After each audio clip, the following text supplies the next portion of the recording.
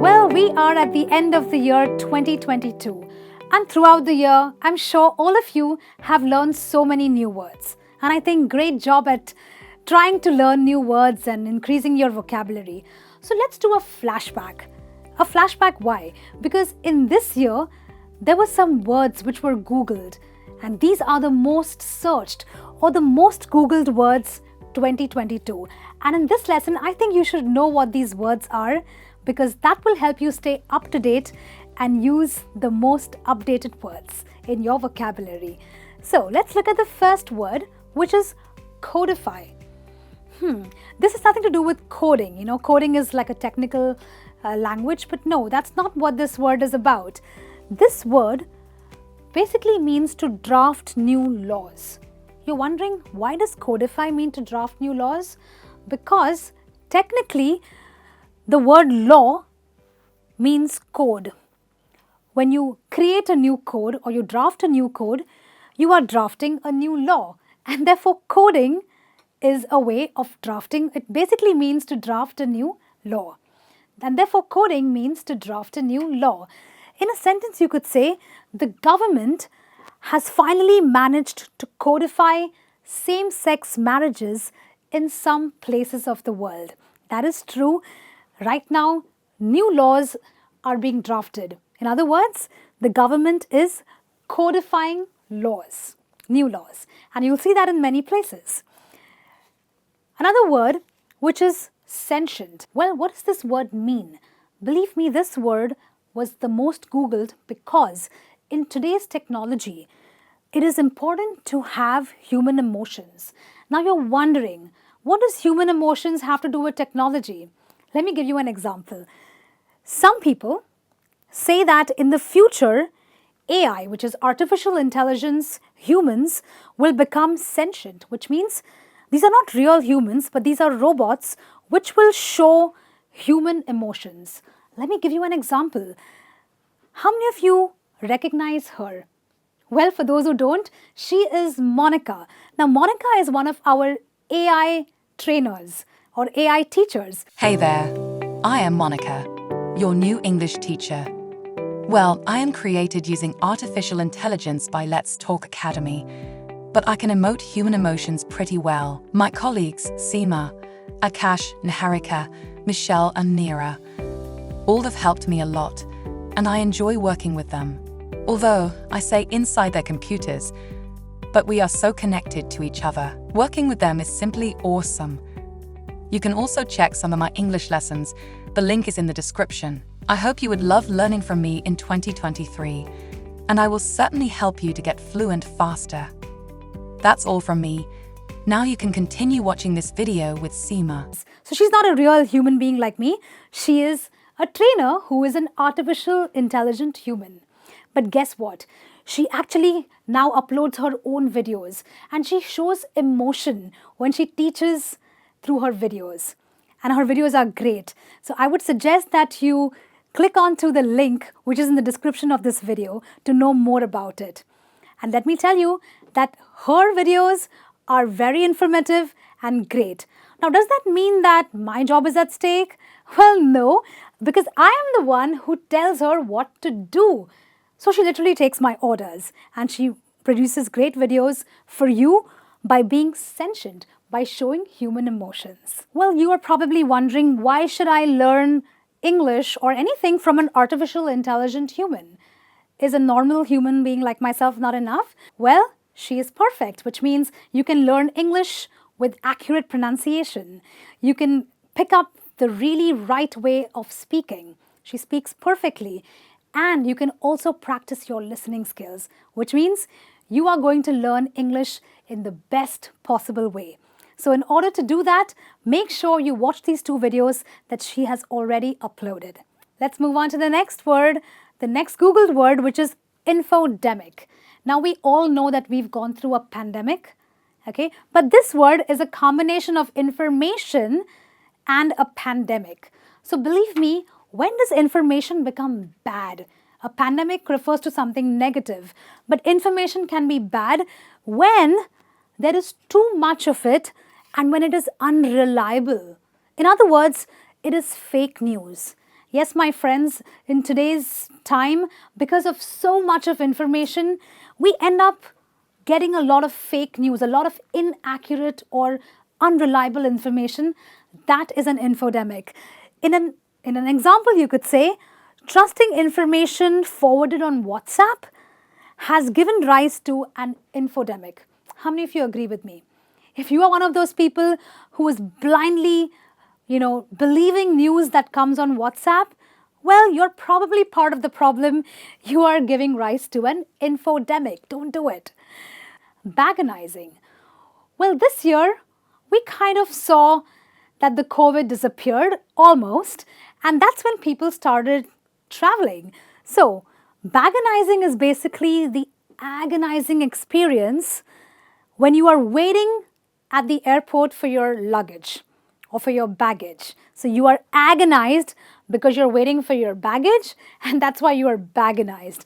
And of course, when you have very busy airports, that's what usually happens, right? So you could say something like, I was bagonizing for almost an hour. It was a terrible experience. How many of you bagonize? I do. If you do, let me know in the comments below. We have another very commonly searched word on Google called gender fluid. Okay, we know gender refers to male and female, but when I'm saying gender fluid, it refers to neither. In other words, there are some people who identify as neither gender. They don't want to be called male. They don't want to be called female. They think they are neither. So, there are some people, and there's actually a singer who has recently told her fans and told everyone in the world that she was gender fluid and she wanted to be addressed as they. Okay, so she didn't want herself to be called as her, but she wanted herself to be called as they. She was a woman, but she does not conform to any gender, so she's neither male or female. Anyway, moving on to the next Google word. Have a look, guys. This is deconsumerism. I'm pretty sure that when we learned consumerism was all about buying new things, buying the latest things. But today, people have learned to do the opposite. And that is what deconsumerism is all about. It is living in a better way, with more quality by consuming less. It is basically living a life of better quality by actually consuming lesser products. So, I can say that deconsumerism is catching on among some of our youth who prefer to opt for second-hand purchases. Yes, the youth are kind of getting a little aware these days about the ill effects of buying too much and hoarding things, so they simply opt for deconsumerism. Now, this is a word that came about because of the Russian invasion on Ukraine. So this word actually comes from the Russian dictionary, or the Russian terminology it is, basically. What are oligarchs? They are the wealthiest class of individuals, especially in Russia. That's true. These individuals actually control a lot of the government. They have close ties with the government, and they are called oligarchs. So you can say something like, several oligarchs, obviously who are very wealthy, they own the most exclusive yachts and private jets. Well, that's not a surprise. They are the wealthiest class of individuals. Another very Googled word is Zenials. Now, we've heard of millennials, and we've heard about Gen Z.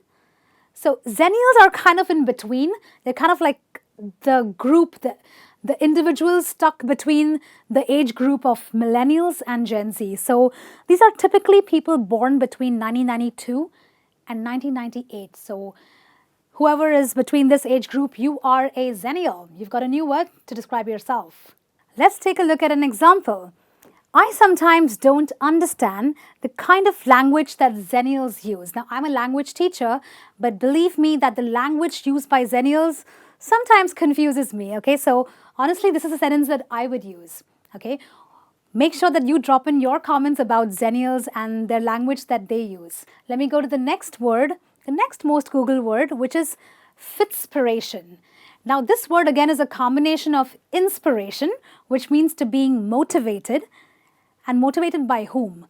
Or by what? Fitness. So inspiration and fitness. Well, I'm sure you must be guessing the meaning already.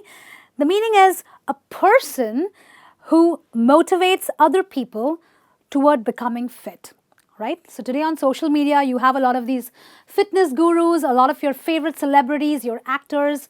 They're always on the treadmill. They're always telling you how to become fit, how to adopt a healthy regimen. They are your fitspiration. I normally say something like, her story, maybe my favorite celebrity, she gave me all the fitspiration I need in order to get into shape. That's right, sometimes all we need is a bit of fitspiration.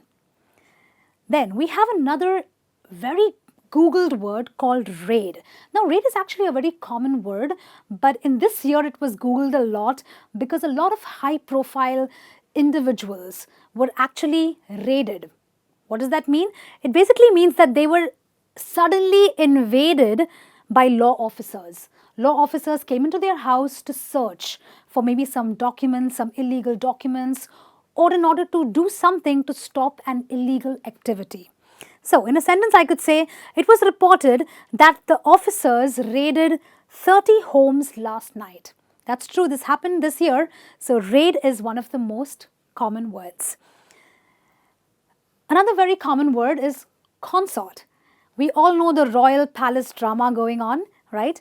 Recently, we had the Queen's funeral and we had a Queen consort. Who is a Queen consort?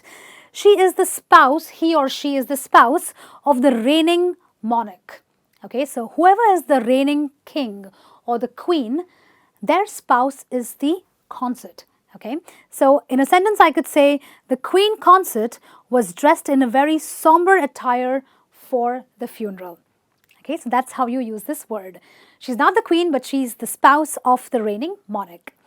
Well, I believe that these words are really nice words that you want to take forward with you into the new year.